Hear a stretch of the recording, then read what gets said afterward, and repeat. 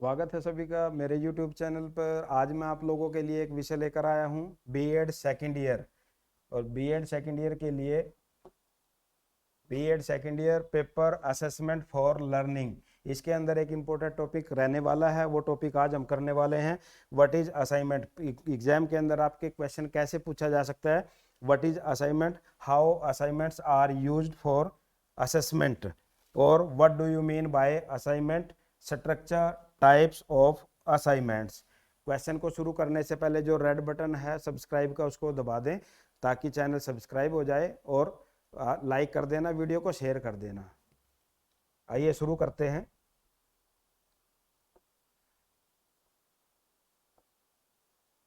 देखिए, जो असाइनमेंट होता है वो क्या है, उसको हिंदी में बोलते हैं दत्त कार्य। दत्त कार्य, दत्त कार्य यानी असाइनमेंट।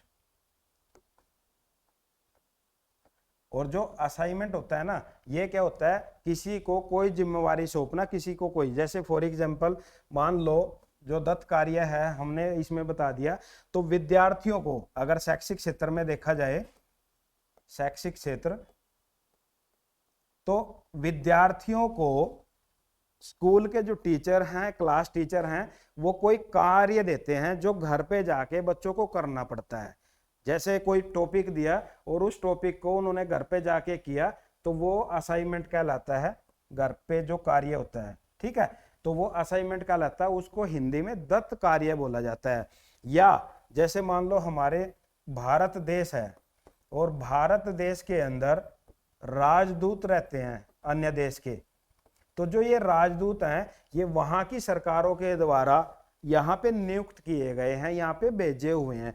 तो ये क्या है, दत्त कार्य, मतलब उनको कोई कार्य देना, या आप इसको बोल सकते हो पदवी, मतलब कोई पद देना, कोई पदवी, तो ये कहलाता है हमारा दत्त कार्य। ठीक है। अब जैसे शिक्षा में हमने अगर बात करनी है, तो क्या होता है कि कार्य का वह भाग, कार्य का वह भाग जो विद्यार्थियों को, विद्यार्थियों को अध्यापक के द्वारा, अध्यापक के द्वारा घर पर करने के लिए दिया जाता है, घर पर करने के लिए दिया जाता है, वो कहलाता है हमारा दत्त कार्य। ठीक है। दत्त कार्य क्या है, जो विद्यार्थियों को घर पर करने के लिए दिया जाता है अध्यापक के द्वारा। अब शैक्षिक क्रियाओं को दिशा देने का काम करता है ये, दिशा देने का काम, शैक्षिक कार्यों को दिशा देने का काम करता है। क्यों, स्कूल में आपने विद्यार्थियों को कुछ पढ़ाया और उससे रिलेटेड कुछ घर पे काम करने के लिए दे दिया, तो वो हमारा कहलाता है दत्त कार्य, या जिसको हम बोल सकते हैं असाइनमेंट। ठीक है। अब दत्त कार्य क्या होता है, छोटा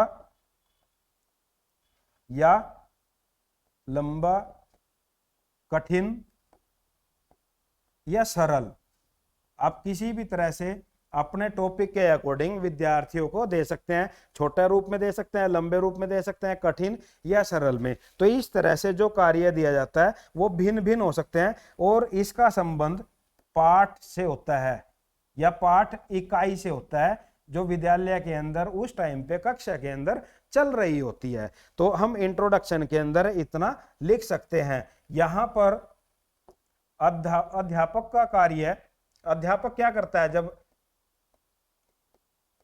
अध्यापक क्या करता है, जब विद्यार्थियों को दत्त कार्य असाइनमेंट दे दिया जाता है, तो वो क्या करता है, एक तो उसकी देख रेख,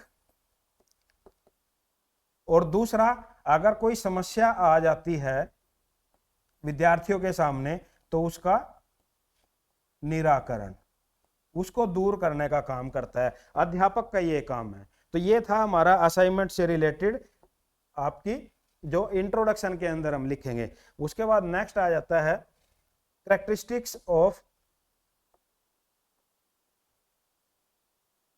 assignment, it is definite, clear and interesting. देखिए असाइनमेंट कैसे होना चाहिए, डेफिनेट होना चाहिए, निश्चित होना चाहिए, क्लियर होना चाहिए। जो टॉपिक आपने दिया है आपके सामने विद्यार्थियों को वो पहले क्लियर होना चाहिए। उसके बाद में इंटरेस्टिंग होना चाहिए।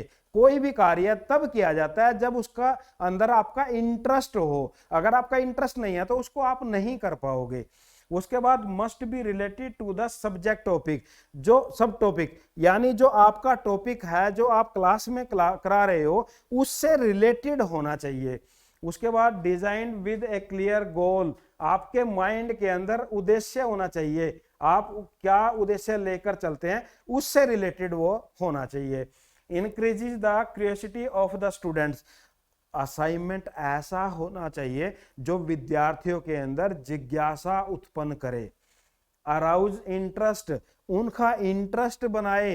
अरे भाई जब तक विद्यार्थियों का इंटरेस्ट नहीं होगा वो नहीं पढ़ पाएंगे, आपका काम नहीं कर पाएंगे। घर पे अगर वो काम करते हैं तो उसके अंदर उसका इंटरेस्ट होना चाहिए।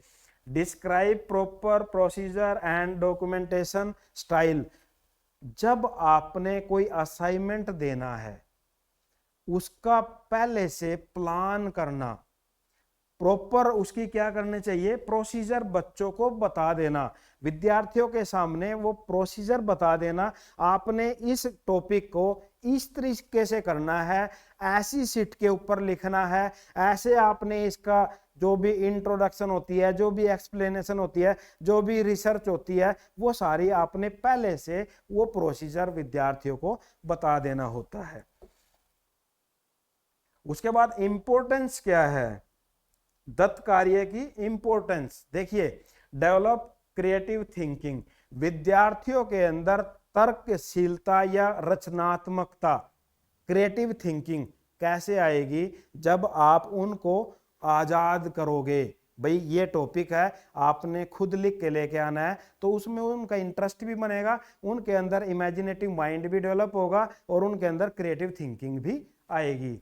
Vision planning and writing art, उनके अंदर देखिए असाइनमेंट क्या होता है, लिख कर लेकर आना। जब विद्यार्थी लिखेंगे तो उनकी जो राइटिंग स्टाइल है उसके अंदर कहीं ना कहीं सुधार होगा और उनके सामने एक विजन होगा, भाई मैंने ये करना है। तो उन क्या ये भी है कि इंपॉर्टेंस इसमें आ जाती है। अंडरस्टैंडिंग द सब्जेक्ट, वो सब्जेक्ट को समझने का काम करते हैं। जैसे फॉर एग्जांपल एक क्वेश्चन आपको दे दिया, भाई टीचिंग एड क्या है। अब टीचिंग एड बच्चों को आपने बोल दिया भाई टीचिंग एड क्या है, इसके बारे में आप लिख के लेके आओ एक assignment.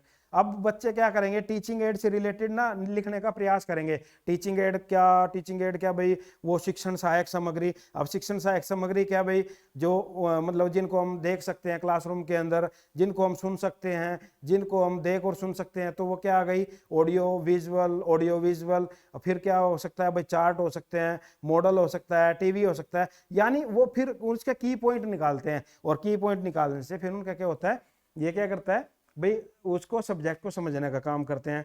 Theoretical knowledge in practical form, जो थ्योरेटिकल नॉलेज, असाइनमेंट क्या है, आपने लिखना ही तो है, वो थ्योरी तो है और वो थ्योरी हमारे प्रैक्टिकल का काम करती है। कैसे, जैसे आपकी बीएड की प्रैक्टिकल्स हैं, अब आपको आपने दे दिया भाई ये प्रैक्टिकल हैं, तो आप क्या कर रहे हो, उनको लिख रहे हो घर पे, चाहे वो अंडरस्टैंडिंग द सेल्फ हो, चाहे वो आईसीटी हो, चाहे वो आपके ड्रामा एंड आर्ट एजुकेशन हो, तो वो या टीचिंग की हो, तो आप घर पे लिख रहे हो ना।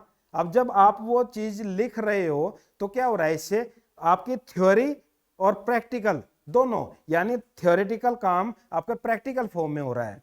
उसके बाद helping the students to understand the subject in depth, गहराई से सब्जेक्ट को जानना। अगर अंडरस्टैंडिंग द सेल्फ आप प्रैक्टिकल लिख रहे हो तो अंडरस्टैंडिंग द सेल्फ, खुद को कैसे जाना, अगर आप वो एक एक पॉइंट लिखोगे तो खुद को कैसे जाना जा सकता है वो उसके अंदर आ जाएंगे। तो यानी सब्जेक्ट मैटर को गहराई से जानने के लिए असाइनमेंट कार्य दिया जाता है। Next principles. प्रिंसिपल्स, अब प्रिंसिपल्स क्या है, रिलेटेड टू द ऑब्जेक्टिव। सबसे पहले आपके सामने क्लियर होना चाहिए ऑब्जेक्टिव क्या है। ऑब्जेक्टिव क्या है, ऑब्जेक्टिव सेंटर्ड होना चाहिए। B challenging but not इंटिमेटिंग, challenging हो, लेकिन ये ना हो भाई वहीं तक सीमित रह जाएं। को related with prior knowledge and experience, आपका जो एक्सपीरियंस है, आपकी जो नॉलेज है, उससे रिलेटेड होना चाहिए, उसके बेस्ड होना चाहिए। मोटिवेटिंग द स्टूडेंट्स, जो आपका सिद्धांत कहता है भाई हम कोई भी चीज पढ़ें तो विद्यार्थियों को उसमें मोटिवेट करें। तो जो आपका असाइनमेंट है विद्यार्थियों को मोटिवेट करने वाला होना चाहिए। क्रिएटेड कोलैबोरेटिवली, अब इसमें क्या होता है देखिए, एक सब्जेक्ट दूसरे सब्जेक्ट से मिलता जुलता है, कोलैबोरेट करने वाला होना चाहिए, सहयोगात्मक होना चाहिए, एक दूसरे के ऊपर डिपेंड होना चाहिए। आपका इस तरह से असाइनमेंट हो कि आपने जो टॉपिक दिया उससे मिलता जुलता हुआ होना चाहिए, तो इस सिद्धांत पर होना चाहिए।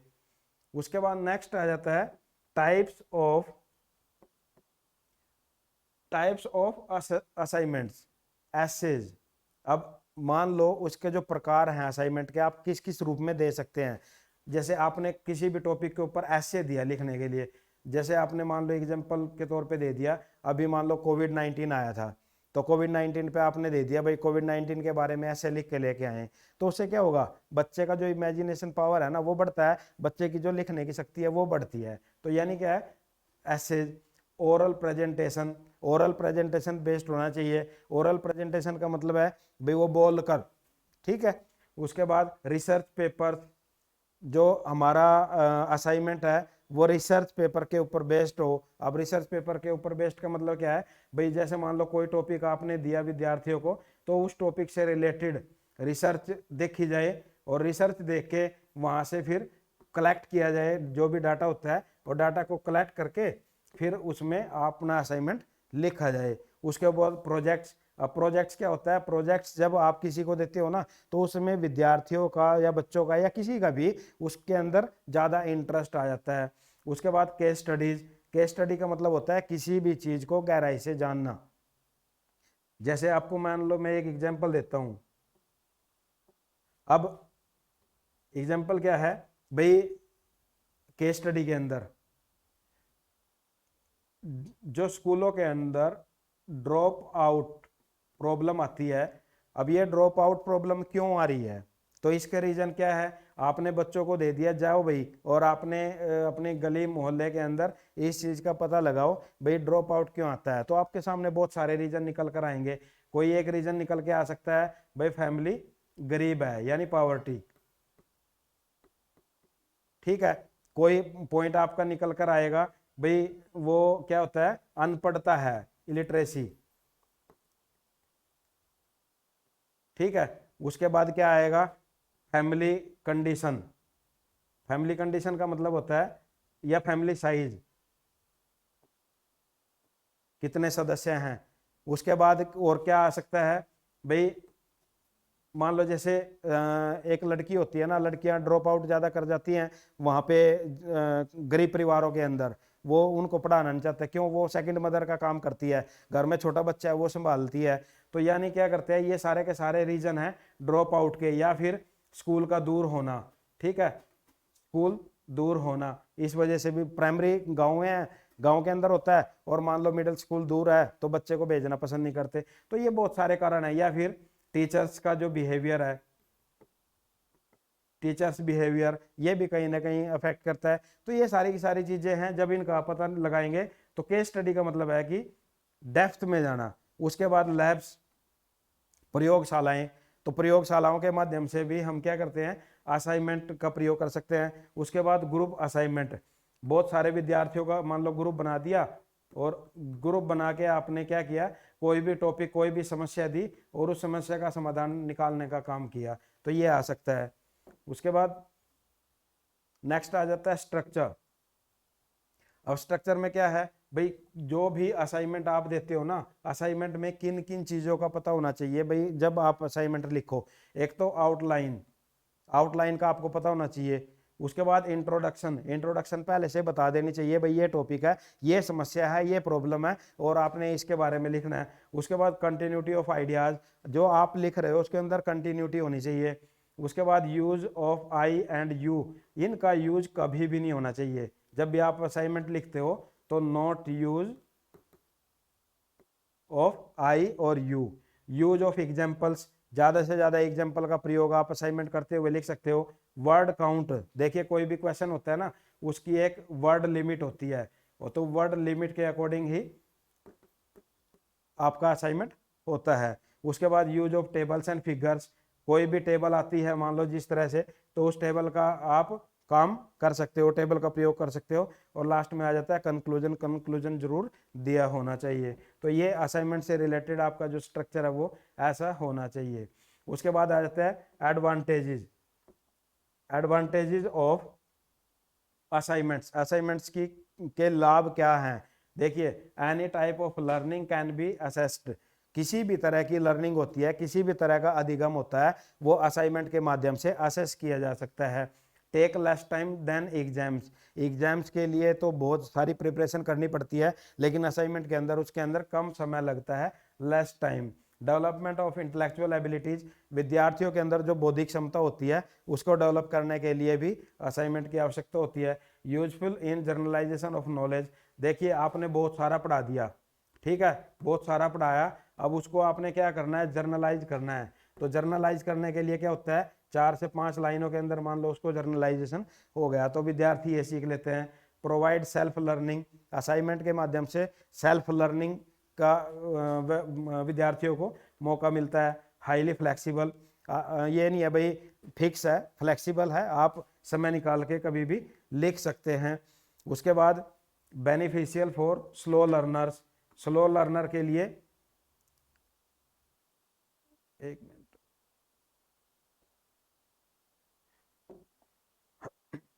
बेनिफिशियल फॉर स्लो लर्नर्स, जो स्लो लर्नर होता है मतलब जो जिनकी सीखने की गति कम होती है, तो उनके लिए भी कहीं ना कहीं बेनिफिशियल हैं, लाभदायक है। प्रोवाइड करेक्ट फीडबैक, फीडबैक का मतलब होता है भाई आपने जो पढ़ा दिया, पढ़ाने के बाद में आपको फीडबैक क्या मिला, क्या रिस्पॉन्स आया। उसके बाद provide opportunities to learn at their own pace, अपने लेवल पर भी पढ़ने के लिए हेल्प करता है हमारा जो असाइनमेंट होता है। उसके बाद नेक्स्ट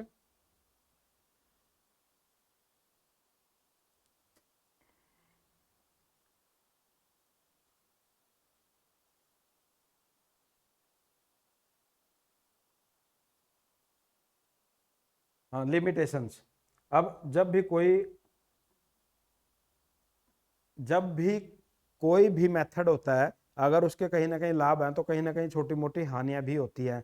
जैसे इसके अंदर लिमिटेशंस क्या है, take more time than exams, वो कहता है लाभ में भाई ये समय कम लेता है, ये कहता है भाई समय ज़्यादा लेता है। Requires many separate resources like labs, अब ये कहता है भाई किसी भी स्कूल के अंदर मान लो लैब नहीं है, तो वहाँ पे प्रोजेक्ट तो दिया जा सकता है, कोई भी असाइनमेंट तो दिया जा सकता है, लेकिन कहता है भाई यहाँ तो लैब की आवश्यकता होती है। जैसे आपने देखा होगा, तो लैब कहाँ से बनाएं, लैब कैसे बनाएं, वो तो बहुत ज़्यादा खर्चे वाली बात हो जाती है।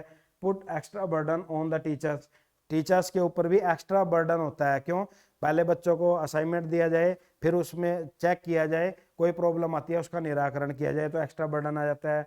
Not assess all skill abilities, ज़्यादा जो हमारी स्किल एबिलिटीज होती हैं सभी एबिलिटीज़ को ये डेवलप नहीं कर पाता, जैसे स्पीकिंग है, रीडिंग है, राइटिंग है, इस तरह से। लैक ऑफ इफेक्टिवनेस और time table and need for rotation, अब क्या होता है कि जो टाइम टेबल होता है फिक्स होता है, अगर आपने असाइनमेंट दे दिया उसके अंदर चेंज करना पड़ेगा, तो ये कहीं ना कहीं फिर हार्मफुल हो जाता है। तो ये था आपका एक इम्पोर्टेंट क्वेश्चन असाइनमेंट से related B.Ed second year. Video अगर पसंद आई तो चैनल को सब्सक्राइब जरूर करके जाएं। Thank you.